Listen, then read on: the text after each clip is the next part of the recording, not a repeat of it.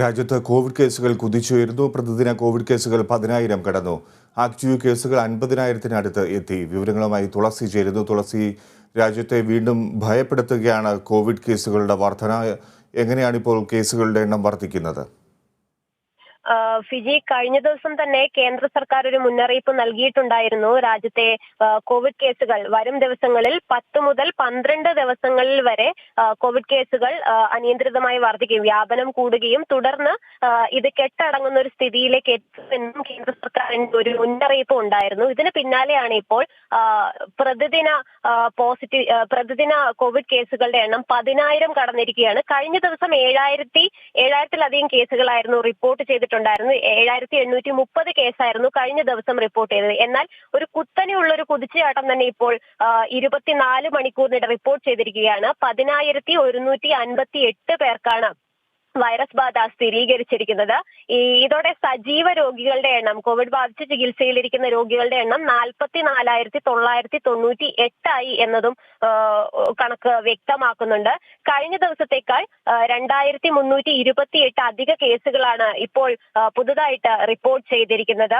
ഡൽഹിയിലും മഹാരാഷ്ട്രയിലും ഒക്കെയാണ് പ്രതിദിന കോവിഡ് രോഗികളുടെ എണ്ണം വർദ്ധിക്കുന്നത്. കോവിഡ് വ്യാപനത്തിന്റെ വ്യാപ്തി കൂടുന്നത് കേരള, കർണാടക, മഹാരാഷ്ട്ര, ഡൽഹി തുടങ്ങിയ സംസ്ഥാനങ്ങളിലാണ്. ഇതിൽ മഹാരാഷ്ട്രയിലും ഡൽഹിയിലും പ്രതിദിന കോവിഡ് രോഗികളുടെ എണ്ണം 1000 കടന്നിരിക്കുകയാണ്. 7 മാസങ്ങൾക്ക് ശേഷമാണ് ഇപ്പോൾ മഹാരാഷ്ട്രയിൽ പ്രതിദിന രോഗികളുടെ എണ്ണം 1000 കടക്കുന്നത്.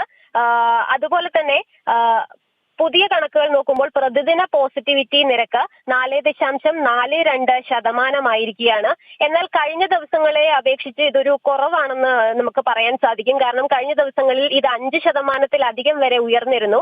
പോസിറ്റിവിറ്റി നിരക്ക് 4.42-ലാണ് ഇപ്പോൾ നിൽക്കുന്നത്. 5%-ൽ കൂടുതൽ എന്ന് പറയുന്നത് ലോകാരോഗ്യ സംഘടനയുടെ നിർദ്ദേശപ്രകാരം, കണക്കനുസരിച്ച് ലോകാരോഗ്യ സംഘടന പറയുന്നതനുസരിച്ച് 5%-ൽ കൂടുതൽ പോസിറ്റിവിറ്റി റേറ്റ് ാണ് ഈ കോവിഡ് വ്യാപനം വർദ്ധിക്കുന്നു, അനിയന്ത്രിതമായ രീതിയിൽ കേസുകൾ കൂടുന്നു, ആശങ്കകൾക്കൊരു ഇത് വരുന്നത്. എന്നാൽ 5%-ൽ കുറവായതുകൊണ്ട് തന്നെ നേരിയ രീതിയിലെങ്കിലും നമുക്കൊരു ആശ്വാസം നൽകുന്നുണ്ട്. അതുപോലെ തന്നെ കേന്ദ്ര ആരോഗ്യ മന്ത്രാലയത്തിന്റെ റിപ്പോർട്ട് അനുസരിച്ച് 98.71% പേരാണ് കോവിഡിൽ നിന്ന് ഇപ്പോൾ മുക്തി നേടിയിരിക്കുന്നത്. ഈ കഴിഞ്ഞ ദിവസങ്ങളിൽ തന്നെ കേന്ദ്ര സർക്കാർ മുന്നറിയിപ്പുകളും നിർദ്ദേശങ്ങളും പുറപ്പെടുവിച്ചിരുന്നു. വരും ദിവസങ്ങളിൽ കോവിഡ് കേസുകൾ കൂടുകയും അതിനനുസരിച്ച് തന്നെ തൊട്ടടുത്തായി തന്നെ കേസുകളുടെ എണ്ണം കുറയുകയും ചെയ്യുന്ന ഒരു സാഹചര്യം ഉണ്ടാകുമെന്ന് കേന്ദ്രം മുന്നറിയിപ്പ് നൽകിയിരുന്നു. അതുകൊണ്ട് തന്നെ രാജ്യത്തെ സംസ്ഥാനങ്ങൾ ആരോഗ്യമന്ത്രിമാരുടെ യോഗം വിളിച്ചിട്ടുണ്ടായിരുന്നു, അവലോകന യോഗം വിളിച്ചിട്ടുണ്ട്. സംസ്ഥാനങ്ങളിൽ മോക്ക് ഡ്രിൽ അടക്കമുള്ള കാര്യങ്ങൾ ചെയ്തിരുന്നു.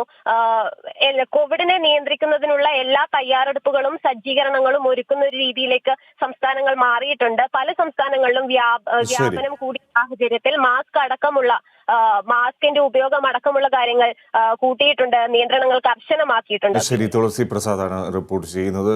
രാജ്യത്ത് കോവിഡ് കേസുകൾ വർദ്ധിക്കുന്നത് ആശങ്കയാകുന്നു. തിരികെ എത്താം ഇടവേളയ്ക്ക്.